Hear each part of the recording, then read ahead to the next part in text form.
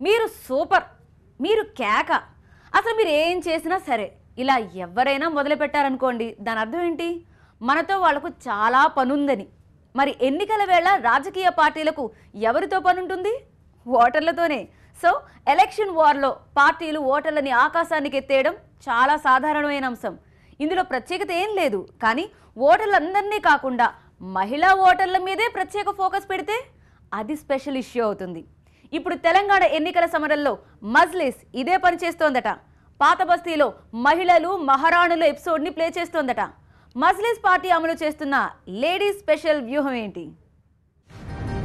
Majlis party అనగానే వెంటనే గుర్తుకొచ్చేది మతపరమైన రాజకీయం.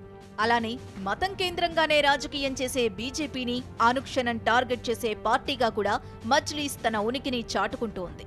ఈ ఎన్నికల సమరంలో ఏ పార్టీ ఎన్ని స్థానాలు గెలుచుకున్నా సరే కింగ్ మేకర్స్ మాత్రం మేమే అని బహిరంగంగానే ప్రకటించింది మజ్లిస్.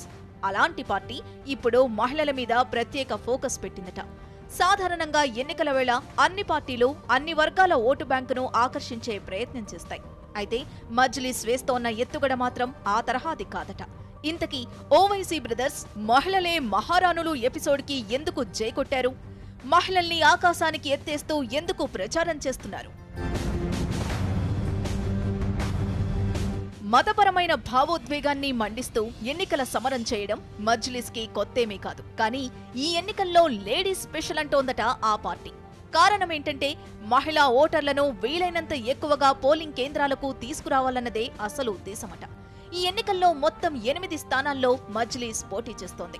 పాత బస్తీకి సంబంధించి తిరుగులేని పట్టున్న ఈ పార్టీ మహిళా ఓటు బ్యాంకు మీద ఫుల్ ఫోకస్ పెట్టిందట. కట్టుబాట్లు, నిరక్షరాస్యత లాంటి కారణాల వల్ల ఓల్డ్ సిటీలో పురుష ఓటింగ్ శాతం కన్నా మహిళల ఓటింగ్ శాతం తక్కువగానే నమోదవుతూ వస్తోంది. ఈ ఎన్నికల్లో టీఆర్ఎస్ ప్రజాకూటమి మధ్య భీకర పోరు సాగుతోంది.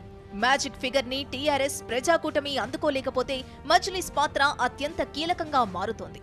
అది జరగాలంటే ముందు తాము పోటీ చేస్తున్న 8 స్థానాల్లో ఖచ్చితంగా గెలవాలన్న పట్టుదలతో ఉన్నారట ఓవైసీ బ్రదర్స్. 8 స్థానాల్లోనూ విజయం సాధించాలంటే ముస్లిం మహిళలంతా పోలింగ్ కేంద్రాలకు తరలిరావాలి. మహిళల ఓటింగ్ శాతం పెరగాలి. అందుకే ఈ ఎలక్షన్ వార్లో ఓవైసీ బ్రదర్స్ మహిళల్ని ఆకాశానికెత్తేస్తున్నారట.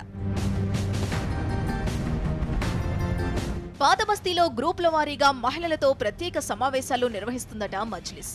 మహిళల సమస్యల పరిష్కారానికి ప్రత్యేక హామీలిస్తుందట. అసలు మగవాళ్లను నమ్మడానికి వీల్లేదు. ఓటు వేస్తామన్నా చివరిదాకా గ్యారంటీ లేదు.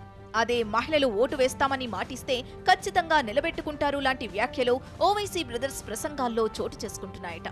ముస్లిం మహిళలతో గ్రూపుల వారీగా నిర్వహిస్తున్న సభలకు స్వయంగా పార్టీ అధినేత అసదుద్దీన్ ఓవైసీ హాజరవుతున్నారట. ప్రతి ఎన్నికల్లోలాగా పాదయాత్రలు, ర్యాలీలు, భావోద్వేగ ప్రసంగాలకే పరిమితం కాకుండా మహిళా ఓటు బ్యాంకుపై మజ్లిస్ ఫోకస్ పెట్టడం రాజకీయ వర్గాల్లోనూ చర్చనీయాంశంగా మారిందట. ఓవైసీ బ్రదర్స్ సరికొత్త వ్యూహం ఎంతవరకు సక్సెస్ అవుతుందన్న దాన్ని పొలిటికల్ సర్కిల్స్ ఆసక్తిగా గమనిస్తున్నాయట.